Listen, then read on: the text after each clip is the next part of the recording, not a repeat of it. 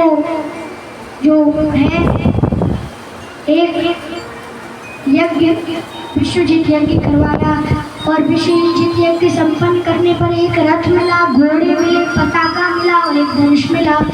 और प्रहलाद महाराज ने माला दी, शुक्राचार्य जी ने शंख दिया और ब्राह्मणों का आशीर्वाद मिल गया था तो स्वर्ग पर चढ़ाई कर दी। स्वर्ग पर चढ़ाई कर दी तो उन्होंने शंख बजाया तो सारे देवता देखकर भाग गए। सारे देवता ने असुरों को देखा तो भाग गए और वो कहते हैं और भाग जाते हैं, अपनी माता के पास पहुंचते हैं। माता माता फिर से आ गए वो देवता, असुर आ गए।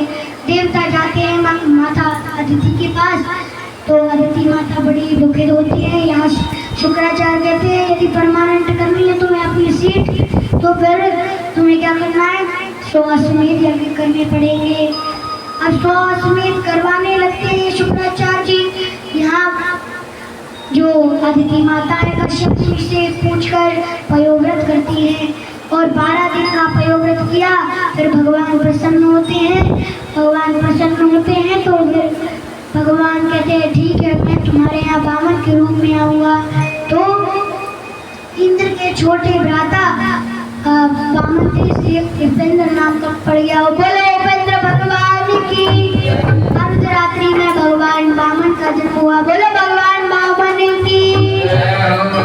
अब सूर्य ने गायत्री मंत्र दिया, गुरु बृहस्पति ने जनेऊ दिया, अदिति माता ने कौपीन उत्तरी वस्त्र दिए और देवताओं ने छाता दिया, चंद्रमा ने दंड दिया, सप्त ऋषियों ने कुश की आसन दी, सरस्वती ने भिक्षा पात्र दिया, सरस्वती ने रुद्राक्ष माला दी, कुबेर ने भिक्षा पात्र दिया और उमा अर्थात पार्वती जी ने प्रथम भिक्षा दी। और कान में बोला कि अब शरीर सज गया हो तो चलो वहाँ अश्वमेध यज्ञ चल रहा है। भैया यहाँ से वामन जी चले, छोटे से वामन जी बहुत आकर्षक। अब वामन जी वहाँ बलि महाराज के 100वें अश्वमेध यज्ञ में पहुंचे। बलि महाराज ने देखा तो बलि महाराज उठकर आ गए और उनकी बढ़िया से आवे भाग्य हमारे जो वामन जी के चरण पधारे। अब भैया उन्होंने बढ़िया से सत्कार किया, पूजा की और उन्होंने पूछा बताइए आपको क्या चाहिए, कितने बीघा जमीन चाहिए, कितना धन चाहिए, कितना क्या चाहिए। वामन जी कहते हैं मेरे को ज़्यादा कुछ नहीं चाहिए, बस मेरे को 3 पग भूमि चाहिए। तो शुक्राचार्य जी समझ गए कि छलिया विष्णु है। छलिया यसी बे प्रमाणे वाली मार उदरा बनी मार बने नखरी में जलित कमी पावन के जगदी का पावन रूप जय जगदीश हरे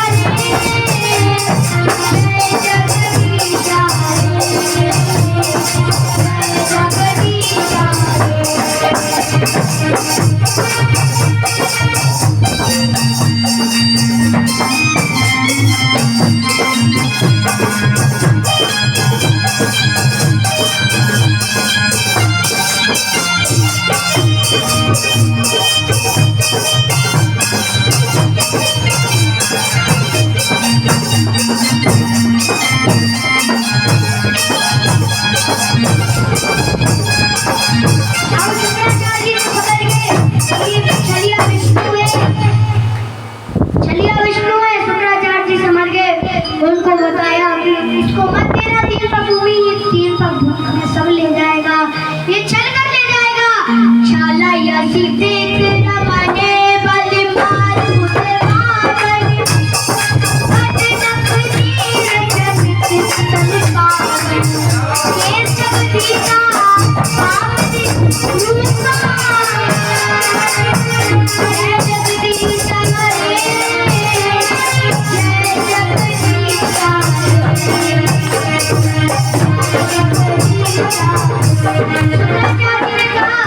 कि इसको अगर तू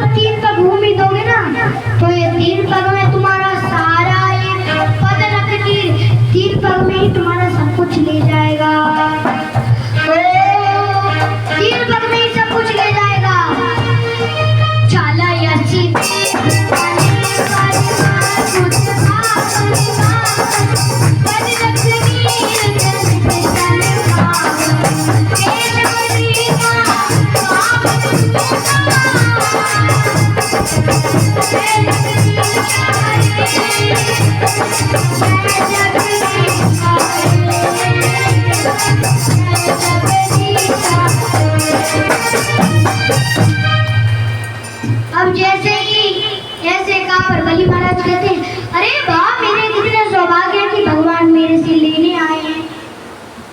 कामत जी कहते हैं कि मेरे को तो बस 3 पग चाहिए। बलि महाराज कहते मेरी नाक कट जाएगी कि 3 पग भूल गई।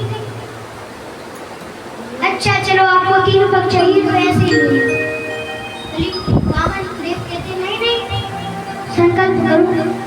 भगवान को तो पता था शुक्राचार्य की आंख फोड़ने भैया। अब संकल्प करने के लिए गए तो गंगा सागर में जब जल तो फुल भरा है पर पानी नहीं निकल रहा। शुक्राचार्य जी बैठे थे कि पानी नहीं निकलने देना, हम जरूर गीले हो जाए पर पानी नहीं निकलने देना। अगर पानी निकल गया तो बलि के हाथ से सब कुछ निकल जाएगा।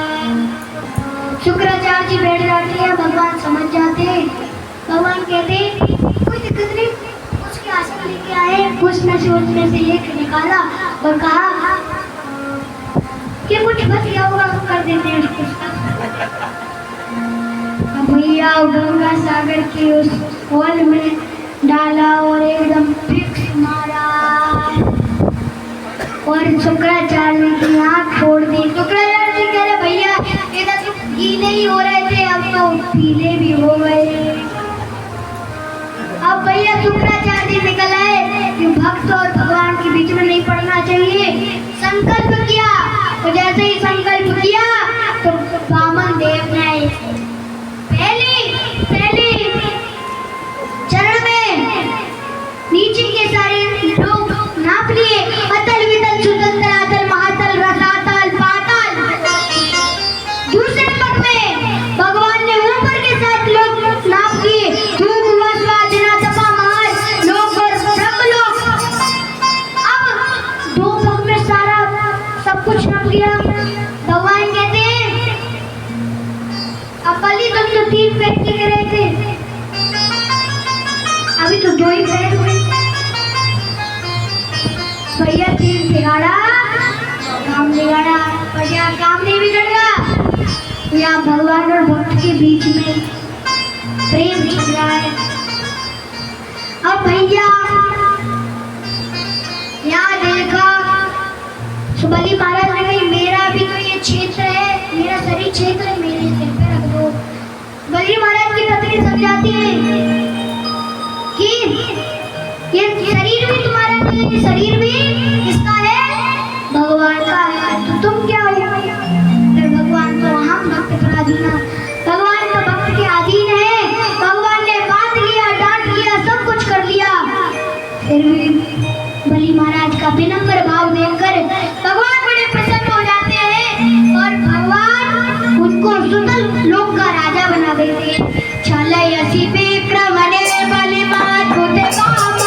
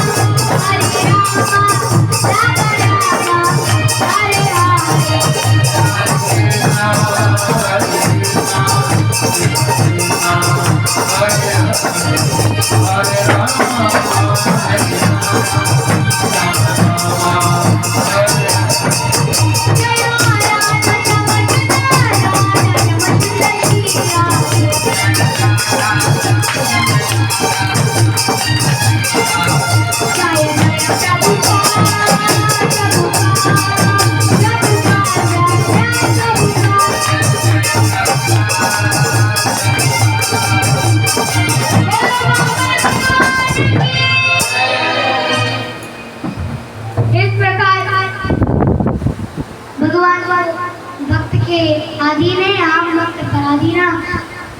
बलि महाराज को सुतल लोक का राजा बनाया और सारा इंद्र का सिंहासन था वो इंद्र को लौटा दिया। और इस प्रकार बड़ा ही सुंदर ये प्रसंग गाता है। अब